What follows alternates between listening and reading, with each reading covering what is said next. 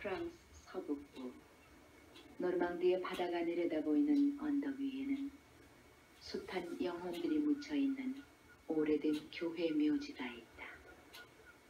해변의 묘지라고 부르고 있는 이곳에는 노르망디 해안의 파도와 갈매기 울음소리가 마치 묘지 속에 잠들고 있는 쓸쓸한 영혼들의 고독을 달래고 있는 자연의 음성처럼 들린다.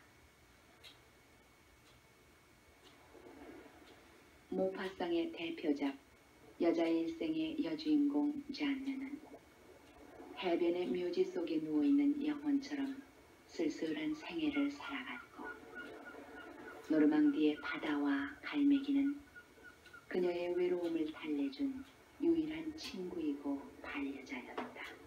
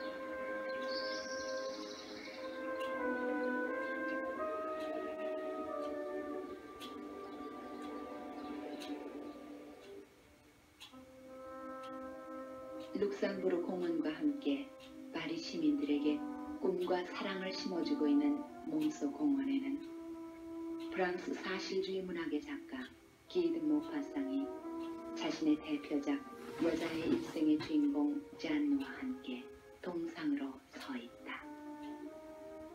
인생이란 일종의 속임수이고 덧친 동시에 인간은 아름다운 옷과 거칠애로 꾸민 동물이라고 주장한 작가 모파상. 그가 응시한 잔느의 불행하고 고독한 일생은 속임수로 가득한 인생의 모습이었고 노르망디 바다의 파도소리와 갈매기 울음소리로 위안받고 있는 잔느의 외로움은 바로 우리 영혼 속에 도사리고 있는 절대적인 고독이었다. 잔느의 불행은 결혼 생활에서부터 시작됐다. 취재팀은 현대의 잔느를 만나 오늘날 프랑스 여성들의 결혼관을 알아보았다.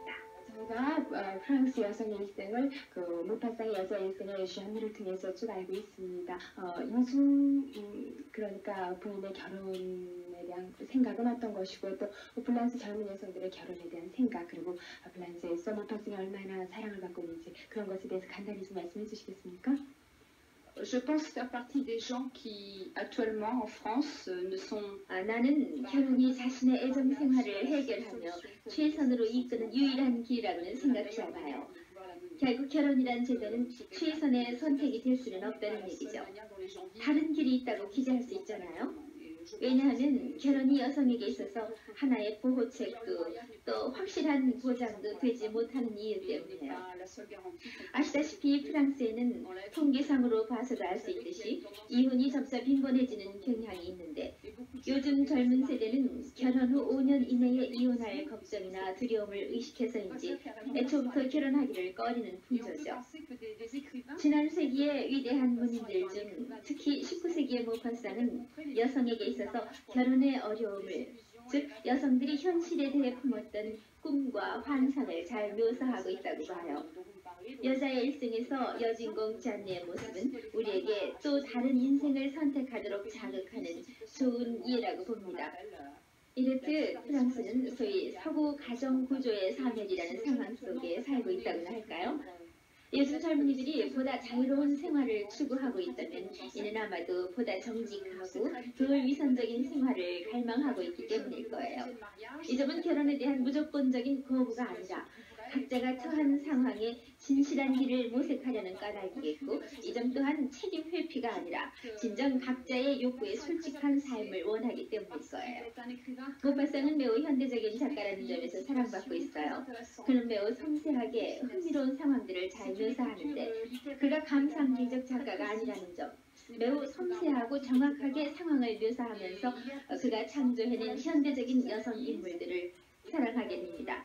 한편 매우 사실적으로 상황을 보여주는 점에서 그의 작품들은 모두가 마치 완성된 영화 시나리오라고 여겨질 정도인데 지난 30년간 르노와르 등 많은 훌륭한 프랑스 영화 감독들이 즐겨 모파상의 작품들을 소재로 다루었고 또 앞으로도 계속 다뤄질 것이라는 점에서 그는 분명 사랑받는 현대적인 작가일 것입니다.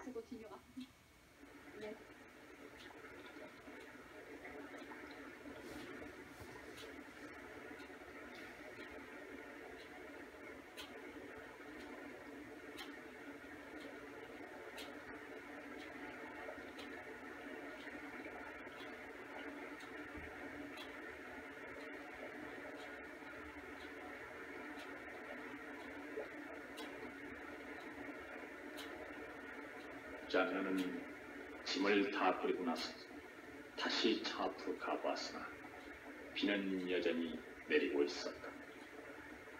간밤부터 쉴 새 없이 내리는 비는 그녀의 생애에 처음으로 맛본 가장 큰 슬픔이었다.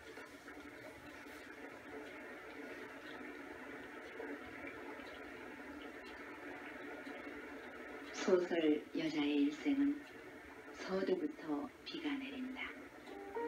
마치 잔느의 불행을 암시하고 있듯이 취재팀이 노르망디를 찾아가던 날도 소설의 첫머리처럼 비가 내렸다.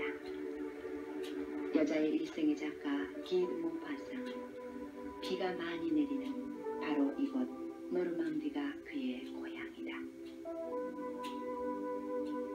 모파상은 1850년 8월 5일 노르망디의 디에프 근처에 있는 미로메닐 성관에서 태어났다고 전해오고 있다. 미로메닐 성관은 이 지방 특유의 너도 밤나무의 울창한 숲 한가운데 자리하고 있었다.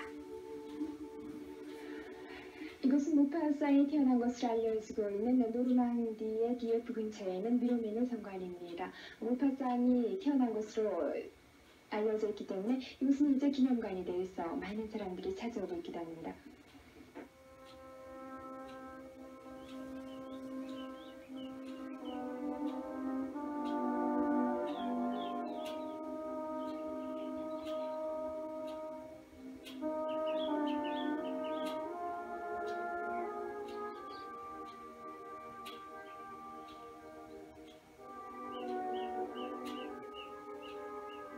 미로메닐 성관의 숲속에는 기드 모파상이 유아 세례를 받았다는 작은 예배소가 있다. 이곳 모파상의 탄생지를 찾아온 사람들은 반드시 예배소에 들어가 먼저 참배부터 드리며 작가 모파상을 기억하게 한다.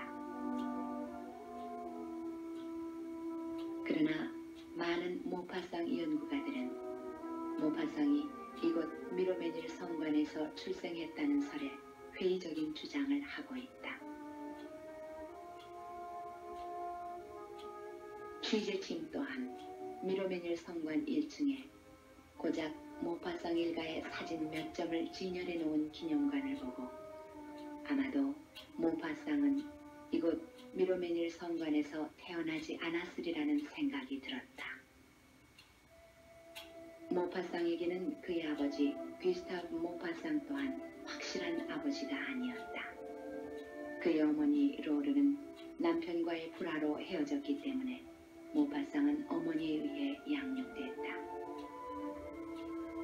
인생이란 일종의 속임수이고 덫인 동시에 인간은 아름다운 옷과 거칠애로 꾸민 동물들이라고 주장한 모파상의 페시미즘. 그것은 고향을 잃어버린 모파상 자신의 고독에서부터 비롯됐다.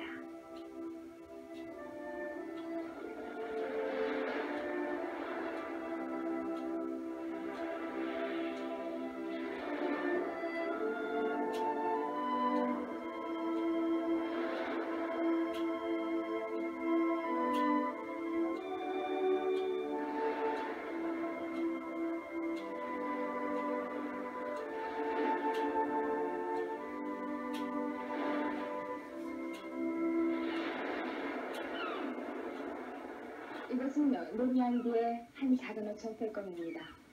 이곳 펠검에는 모파상의 할머니들이 있고, 그래서 모파상은 어린 시절 이곳을 즐겨 찾았고, 그래서 우리가 지금 찾아온 이곳에서 우리는 모파상의 유년 시절의 추억을 다듬어 볼 수 있습니다.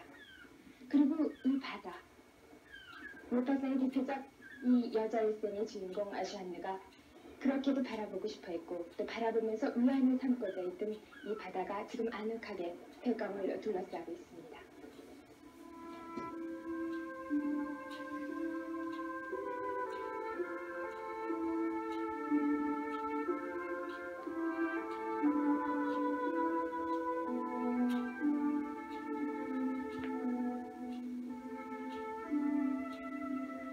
폐강의 선창가를 내려다보고 있는 언덕에는 모파상의 외할머니가 살았던 집이 남아있다. 이곳을 모파상은 13살 때까지 가끔 찾아왔다고 한다.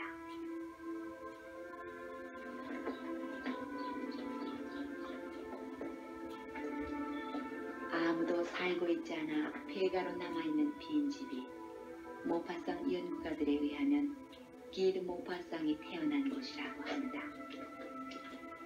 취재팀이 만나본 폐강의 모파상 연구가는 미로메닐 성관의 역대 주인과 세든 사람들의 명단을 조사했지만 모파상가의 이름은 발견되지 않았다고 한다. 그의 주장에 의하면 허영심 많은 모파상의 어머니 로르가 마치 모파상이 미로메닐 성관에서 태어난 것처럼 호적상에 거짓 기재를 했다고 한다.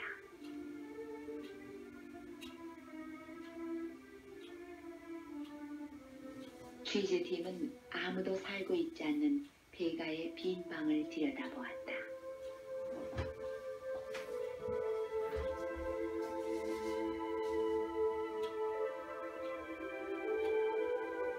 헛간으로 사용되고 있는 모파상 외할머니 집의 황폐한 내부 모습. 그것은 마치 인생의 허망함과 잔인성을 응시했던 작가 모파상의 외로운 모습 같았다.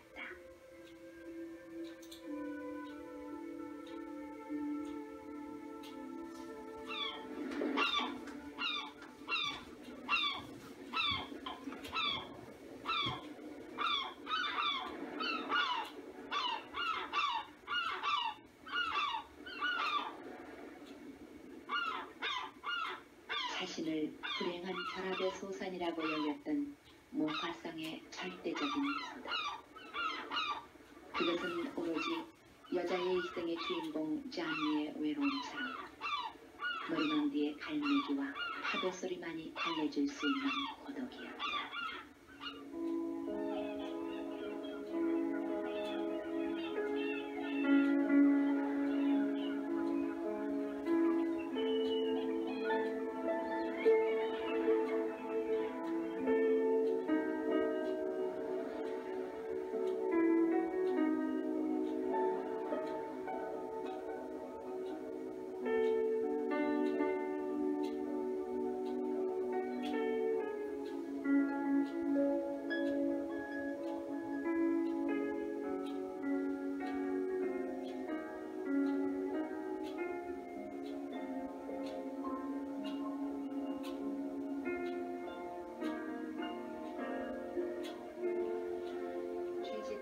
폐강을 찾은 날은 마침 장날이었다. 그래서 조용한 어촌은 물건을 팔고 사는 주민들로 활기를 띠고 있었다. 모파상의 200여 편이 넘는 대부분의 작품은 취재팀이 폐강의 장터에서 만나볼 수 있는 노르망디 서민들의 삶의 모습이 그 소재가 되고 있다. 모파상은 인간의 삶을 마치 생물학자가 곤충을 응시하듯이 그 자신 특유의 페시미즘으로 관찰하는 작가였다. 보는 것, 이것이 모두입니다. 올바르게 보는 것입니다. 올바르게 본다는 것은 스승의 눈으로서가 아니라 자기 자신의 눈으로서 본다는 것입니다. 보지 않은 것은 쓰지 않는 작가 모파상. 자신의 대표작 여자의 일생의 여주인공 잔느의 불행한 삶. 모파상이 응시한 이곳 노르망디 여성들의 삶의 모습이 아니었을까.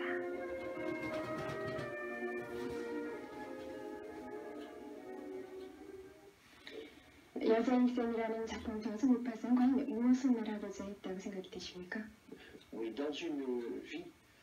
그의 주기 작품인 여자의 일생은 5년의 작업 끝에 1878년에 완성되었습니다. 이 작품은 작가가 초기 습작들인 단편 등을 통해서 줄곧 다뤄왔던 주제를 주변 상황과 인물들을 발전시켜가면서 창조한 것입니다. 여자의 일생에서 모파상은 피에르와 장이라든가 그의 전 작품에서 추구해왔던 문제들, 이를테면 부친의 생이나 모친의 생이, 또 그가 죽음에 이르기까지 품었던 작가 자신의 출생의 의문들을 모든 작품 인물을 통해서 묘사했는데 결국 모파상 자신의 진실을 추구했습니다. 한편 모파상의 친아버지는 누구일까라는 문제는 그가 혹시 구스타프 프로베르일 것이라는 어떤 이들의 주장도 있듯이 불확실하지만 이것은 사실 너무 터무니없는 소문에 불과하고 내 생각으로는 아마도 주변에 있던 한 백작의 소생이 아닌가 합니다. 이렇듯 자기 모습을 통해서 모파상은 여러 인물들을 창조해 나갔고 그 방법은 우선 작가 자신의 의문으로부터 시작됩니다. 이 점은 실제로 규량이란 인물이 작가의 부친에 대한 모파상 자신의 불안감의 표출로 볼 수 있다는 데 잘 드러납니다.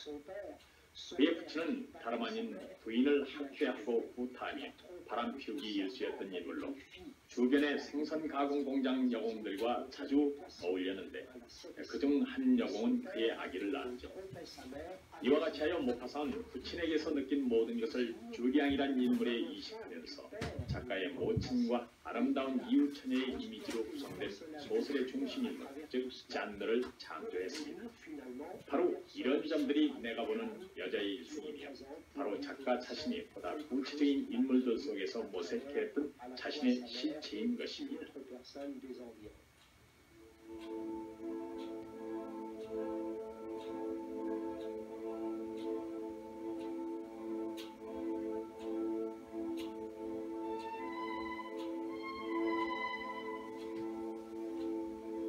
잔느는 땅에 씨앗을 뿌리듯이 여기저기에 추억의 씨를 뿌렸다. 그것은 죽을 때까지 뿌리를 내리고 자라날 그런 추억이었다.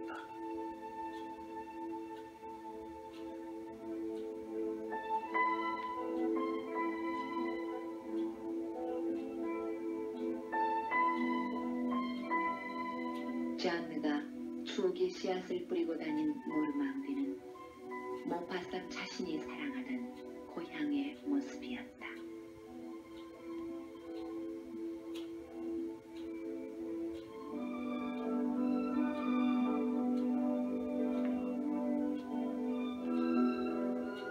잔느가 좋아하던 깔때기 모양의 바다가 바라보이는 풍경, 잔느가 어머니와 함께 산책하던 퍼플러 나무가 있는 가로수길은 모파상의 고향 노르망디 지방의 독특한 풍경이었다.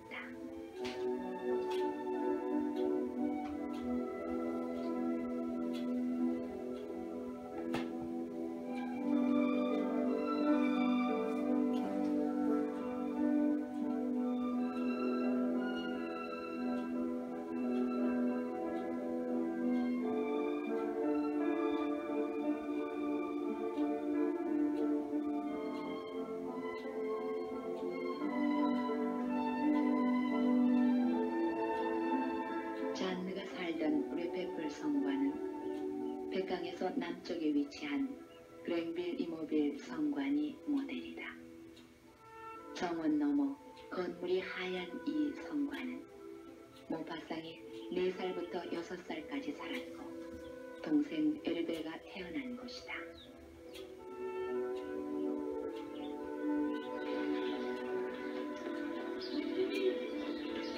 이 조용한 자택에서 그분과 함께 삶을 꾸리리라. 아마도 아이는 둘을 낳을 것이야. 산의 아이는 그분 것이고 길지와이는 내 것이야.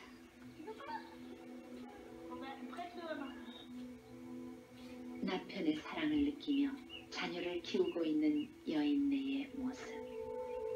그것이 잔느가 소망했던 여자의 행복이었다. 보리스나무가 손님을 반기듯 아름답게 서 있는 곳은 그런빌 이물빌 성관입니다. 소설 여자의 일생에서 ዣ네가 살았던 레베베 성관의 모델이 된 것으로 알려져 있는데요. 정말 과연 그런지, 그리고 무팔상과의 인연, 그런 것을 자세히 주인을 만나서 알아보도록 하겠습니다. 봉주. 저희가 알기에는 이곳이 무팔상에 살았던 것으로 알고 있는데요. 이 성관과 그리고 무팔상과의 인연은 어떻게 됩니까? Je pense que les rapports de Maupassant avec ce château sont le fait qu'il a habité pendant 4 ans, pendant des vacances, ce château avec ses parents, et 2 de ses frères sont nés ici, dans ce château-là. Maintenant, je ne pense pas qu'il y ait un rapport avec le château des Peupliers, hein, qui se trouve, à mon avis, plus sur la côte, plus près d'Étretat et de Fécamp. Parce que ici, je n'ai jamais vu de peuplier, il n'y a jamais eu de peuplier dans cette région. Il y a des marronniers qui sont plus que centenaires ou bicentenaires, et pas souvenant d'avoir vu de peuplier depuis mon enfance ici dans cette région-là. 네, 그렇습니까? 그러면은 이 성관의 여주인을 잠깐 만나서 과연 여자의 일생을 읽으셨는지 한번 여쭤보자. 여자의 일생 읽으셨습니까? No. 안 읽으셨어요? 네.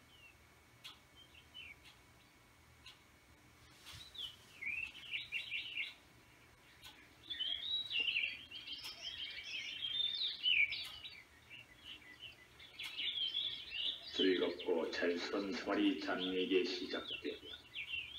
그녀는 책을 읽기도 하고 공상을 하기도 하고 혼자서 주위를 산책하기도 했다.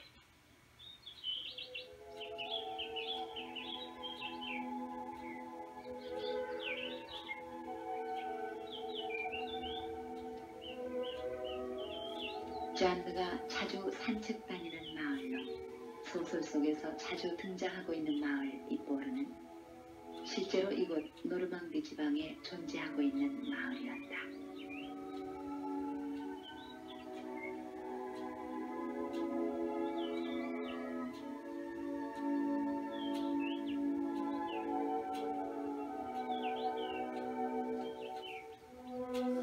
소설의 묘사처럼 이뽀르 마을은 잔느의 가슴을 출렁거리게 만든 파도 소리가 찰싹거리며 들리는 작고 아담한 마을이었다.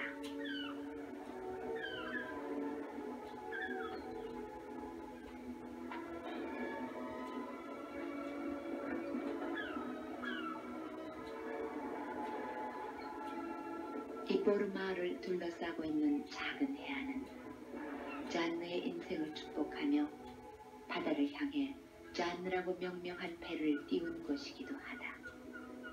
그 해안에는 마치 인생의 항해에 지친 잔느의 일생을 얘기해주는 듯 어부들이 배를 무트로 끌어올리고 있었다.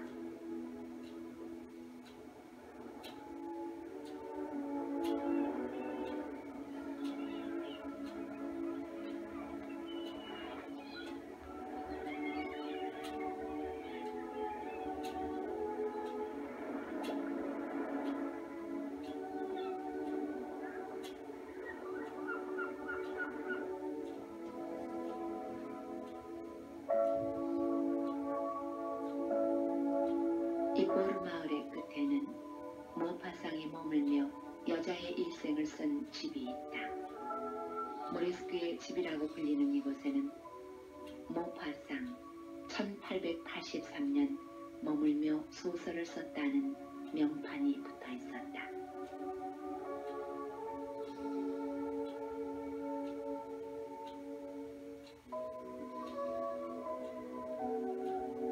이 집은 러시아 귀족의 애인이었던 파리의 무이가 살던 집으로 모파상은 여름에 이곳에 머물렀다고 한다. 모레스크의 집은 원래 아랍의 부호가 살았던 저택으로 아랍 특유의 건축 양식으로 꾸며진 아름다운 저택. 선택이었다.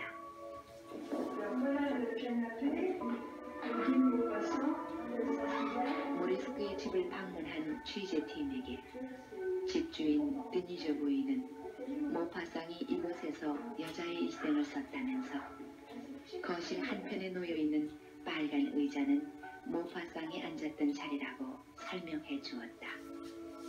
잔느가 산책하던 이뽀르 마을은 작가 모파상이 산책하며 늘 보고 다닌 마을이었다.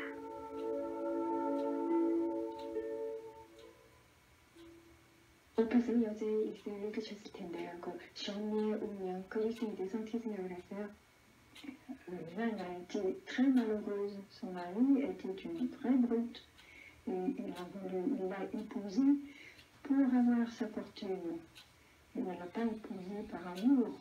D'ailleurs, il a toujours prouvé qu'il n'aimait pas Jeanne, qu'il aimait boire, il aimait les femmes fascinées. Il n'aimait pas sa femme. Elle était trop fine pour lui. 잔느와 같은 운명에 처한다면 어떻게 하실까요? Je suis très indignée par l'attitude de Julien vis-à-vis de Jeanne. Mais c'est une autre époque. Maintenant, je n'accepterai pas. Non, personne ne l'accepterait. En France, non. Merci, madame.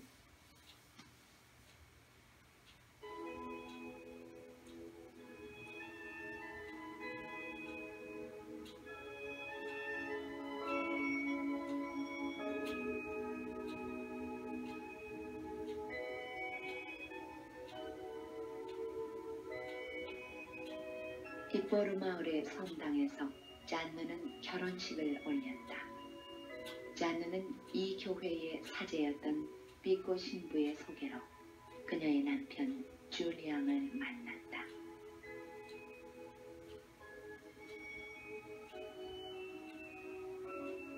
수천의 비밀스러운 음성으로 약속되고 다시 없이 친절하신 신의 뜻이 선택해주는 나의 남편이 바로 그분일까? 나를 위해 창조되고 내 생일을 바치려는 이가 바로 그분일까?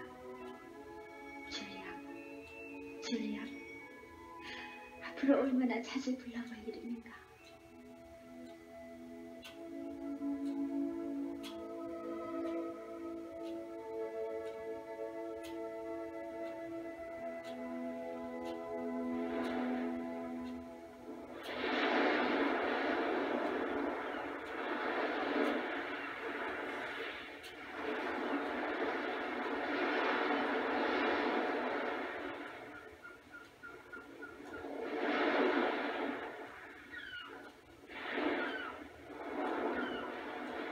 지금 제 뒤로 하얗게 빛나고 있는 절벽은 모네를 비롯한 많은 인상파 화가들이 그림의 주제로 삼았을 만큼 아름다운 아발의 언덕입니다. 노르망디 지방 곳곳에 추억을 뿌리고 다니던 잔느에게 있어서 가장 아름다운 그리고 또 행복한 추억으로 확산되고 있는 것이 바로 이 아름다운 에트르타의 해변입니다.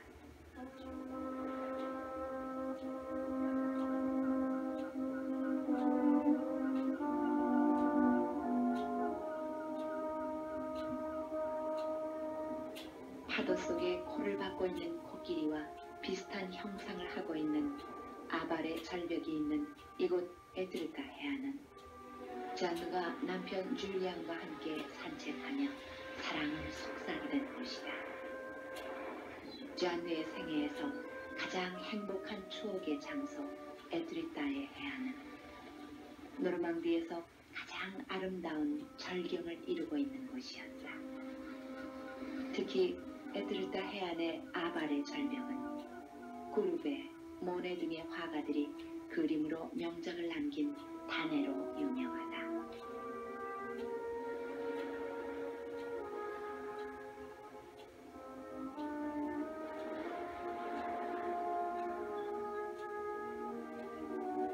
여자의 일생의 무대가 되고 있는 이곳 에트르타는 아름다운 에르네스틴, 미스 하리엣, 에트르타의 영국인 등 모파상의 많은 작품의 무대가 되고 있다. 또한 에트르타는 모파상의 어머니 로르가 남편과 헤어진 후 두 아들과 살던 곳이다.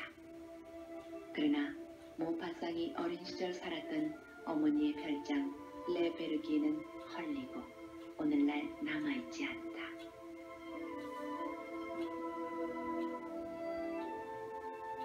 에드르다는 모파상의 마지막 휴식처이기도 했다. 지금은 기드 모파상 거리로 불리는 한길가에는 모파상의 별장 라 기에트가 있다.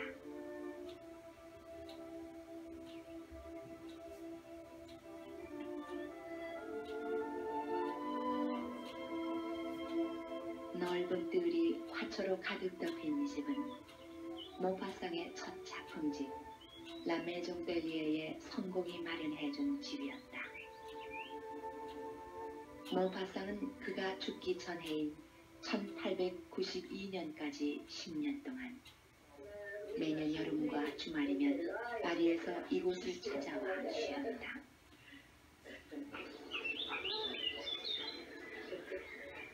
라기에뜨의 뒷뜰에는 모파상의 하인이 살았던 마치 배처럼 생긴 집이 보인다.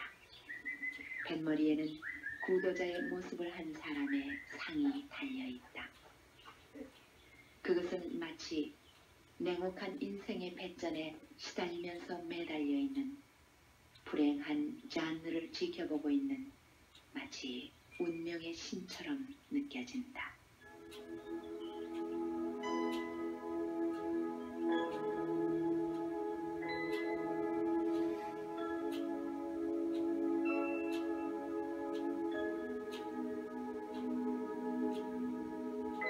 잔느가 살았던 레페폴 저택의 모델이 되는 그랭빌 이모빌 성관 근처에는 앙제르빌 바이엘이라는 성관이 있다.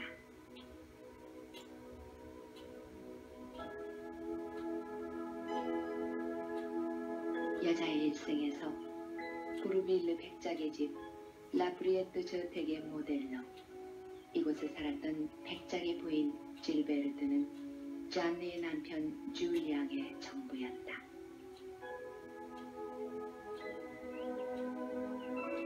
잔느는 자기 친구이며 동시에 백작 부인으로서 질베르트의 이중의 배신은 그녀의 가슴을 아프게 하고 노하게 했다. 지금 그녀가 느끼고 있는 것은 썩어빠진 양심들 사이에 홀로 외로이 서 있는 올바른 양심의 고독이었다. 1543년에 세워진 르네상스식의 성관 앙제르빌 바이엘 성관은 마치 잔느의 남편 줄리앙을 유혹한 질베르트의 모습처럼 요용하게 생긴 아름다운 성이었다.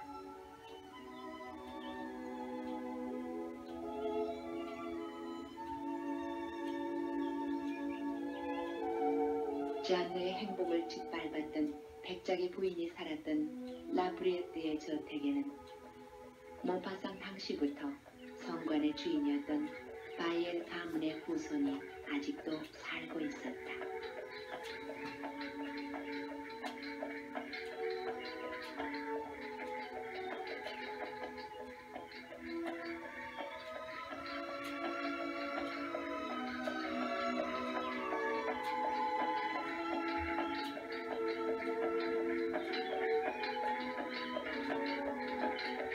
모파상 시대의 무게마차를 타고 정원을 산책하는 이들 부부가 새삼 정다워 보이면서도 명작 여자의 일생이 출판된 지 100년 후에 찾아본 이곳에서 취재팀은 잔느가 겪은 그 고통과 배신의 아픔을 섬뜩하게 느낄 수 있었다.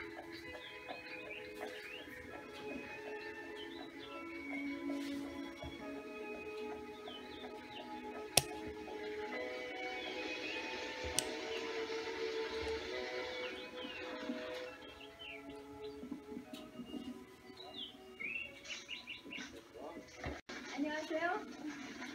참 아름다운 성인데요. 이 성이 소설 여자의 일생에서 폴벨 작가 그분이 질베르트가 사는 걸로 묘사되고 있는데 그걸 알고 계십니까? Oui, Mais cela dit, dans l'œuvre de Maupassant, il a romancé évidemment les situations, les noms de famille et même la description du château, du parc et de tous ses alentours. 네, 그렇습니까? 그렇다면 명작의 고향에 살고 계신 셈이 되는데요. 그 소감을 어떠시고 또 이 강의 후예라고 들었습니다. 아울러서 이 성의 소개도 함께 해주시죠. Nous sommes environnés par sa personnalité. Et en fait, nous le vivons tous les jours. C'est pour ça que, pour moi, c'est une chose familière. Le château a été construit en 1545 par un membre de ma famille. Il est de pur style Renaissance. C'est un petit bijou de la Renaissance assez exceptionnel dans ce pays. Et au point de vue de personne notable qui est passée par ici, la reine Marie Stuart, reine de France, d'Écosse, l'un de mes ancêtres, a séjourné dans le château.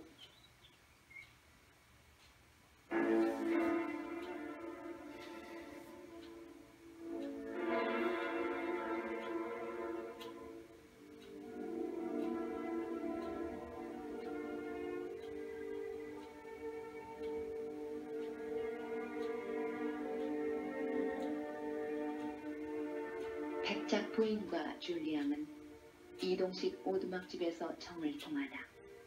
이를 목격한 백작이 절벽 밑으로 오두막집을 굴러뜨려 방탕한 생애를 끝냈다.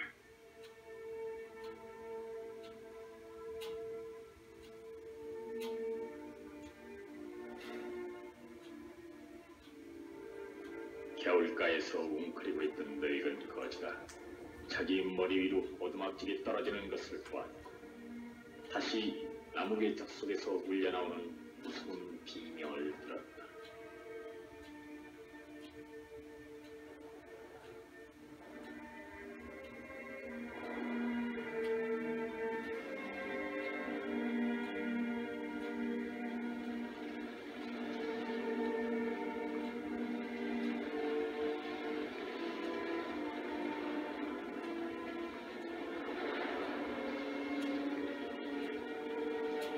줄리앙이 정부와 함께 떨어져 죽은 절벽은 고고트 해안의 절벽이 배경이 되고 있다.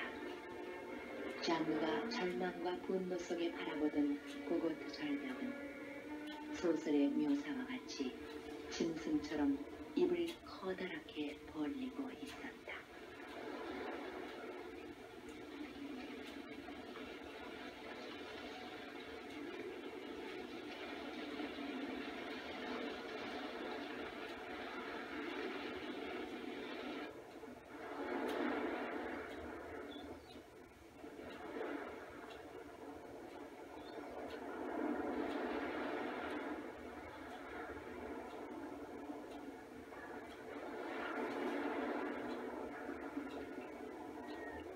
고독한 영혼 잔위의 외침처럼 오늘도 고고트 해안은 노르망디의 파도와 갈매기 소리가 처량하게 들리고 있다. 줄리앙이 떨어져 죽은 고고트 해안 여기저기에는 조개 줍는 사람들의 모습이 보이게 된다. 그들이 캐고 있는 조개는 어쩌면 이곳 고고트 해안에 영원히 묻혀있는 잔위의 깊은 고독에 풀리는지도 북문학에서 갖는 모파상 문학의 특성과 위치는 어디 있습니까? Oui, la particularité 이든 모파상 문학의 특성은 무엇보다도 한 지방에 고유하게 존재했던 모든 것을 보여줄 수 있었다는 점인데 이 모든 것은 거의 100여 년 이상 지난 지금도 존재하고 있습니다. 이와 유사한 특성을 우리는 미드라는 남불지방을 묘사한 마르셀 파넬에서도 발견할 수 있습니다. 내가 알기로는 이든 모파상만이 노르망디라는 지방을 가장 잘 묘사할 줄 아는 프랑스의 유일한 작가입니다. 그는 이 지방을 여러 일화나 실제 사건을 곁들이면서 농부들이나 어부들을 통해 이야기를 합니다. 모파상은 모친이나 친구인 장 로랭이 그에게 들려준 이러한 일화들이나 실제 사건들로부터 꽁트나 단편을 비롯 모든 작품들을 완성해 나갔던 것입니다. 기드 모파상은 소위 상상력으로 글을 쓰는 인물은 아니었습니다. 즉 그는 작품의 모든 형태를 상상해내길 원치 않았고 대신 모든 작품이 하나의 실제 사건에 뿌리를 내리고는 이 사건을 살피우면서 꽁트와 단편 소설을 엮었습니다. 이 점이 모파상으로 하여금 그의 고향 노르망디를 떠날 수 없게 했는데 특히 그것은 그의 유년과 청년, 더 나아가 말년의 전 생애를 거의 다 지낸 그런 고장이었습니다. 결국 모파상 문학의 특성은 바로 모파상이 자기의 고장에 머무를 줄 알았다는 점인데 이것은 다름 아니라 국제적인 명성을 갖게 한 바로 작가 자신의 유년 시절을 보낸 그 고향을 말합니다.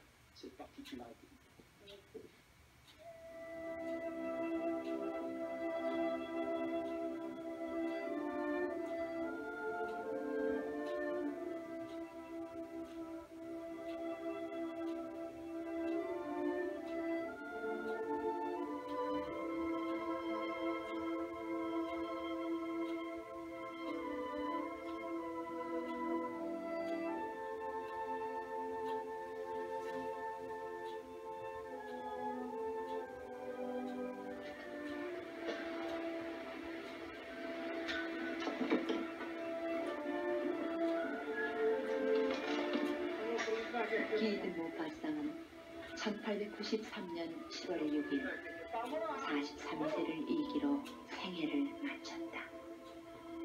그는 현재 터키 대사관이 되어 있는 파리 교외의 바시 정신병원의 어두컴컴한 방에서 두 간호원이 지켜보는 가운데 숨을 거두었다. 이따금 맑은 정신으로 되돌아올 때도 있으나 네 발로 기어다니며 독방의 벽을 핥기도 했다고 한다. 모파상의 장례는 많은 작가들이 참석하고 에밀 졸라가 조사를 읽는 가운데 이곳 몽파르나스 묘지에서 거행됐다.